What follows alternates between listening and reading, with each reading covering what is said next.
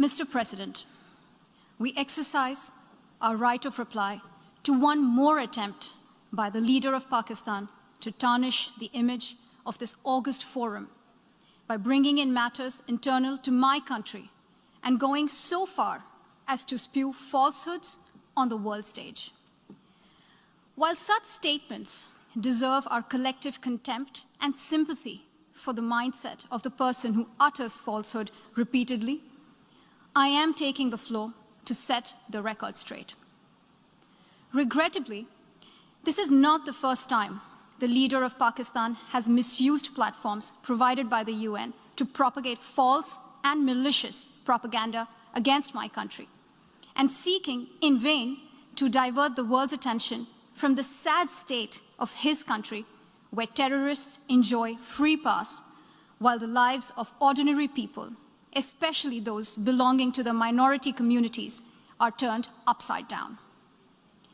Mr. President, member states are aware that Pakistan has an established history and policy of harboring, aiding, and actively supporting terrorists.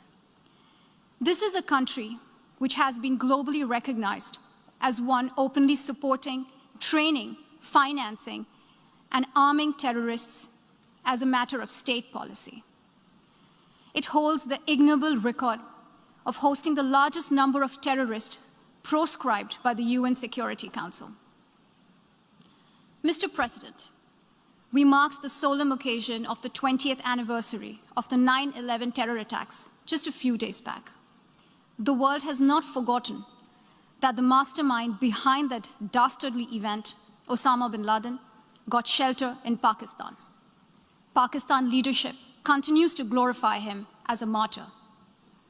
Regrettably, even today, we heard the leader of Pakistan trying to justify acts of terror. Such defense of terrorism is unacceptable in the modern world. We keep hearing that Pakistan is a victim of terrorism. This is the country which is an arsonist disguising itself as a firefighter. Pakistan nurtures terrorists in their backyard in the hope that they will only harm their neighbors.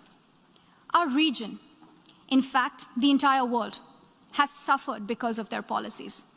On the other hand, they are trying to cover up sectarian violence in their country as acts of terror.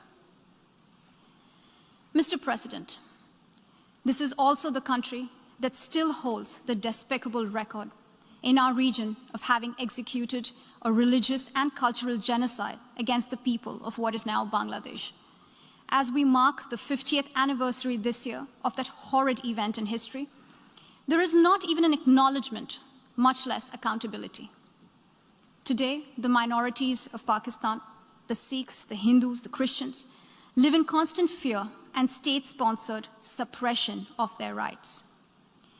This is a regime where anti-Semitism is normalized by its leadership and even justified. Dissenting voices are muzzled daily, and enforced disappearances and extrajudicial killings are well documented.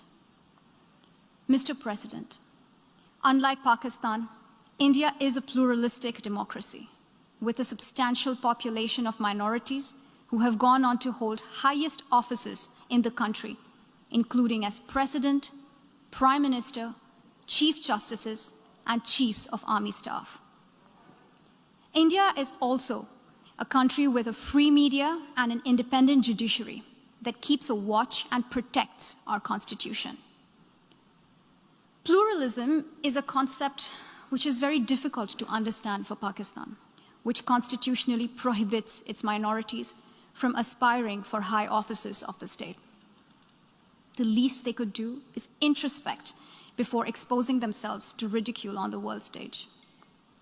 Finally, Mr. President, let me reiterate here that the entire Union territories of Jammu and Kashmir and Ladakh were, are, and will always be an integral and inalienable part of India.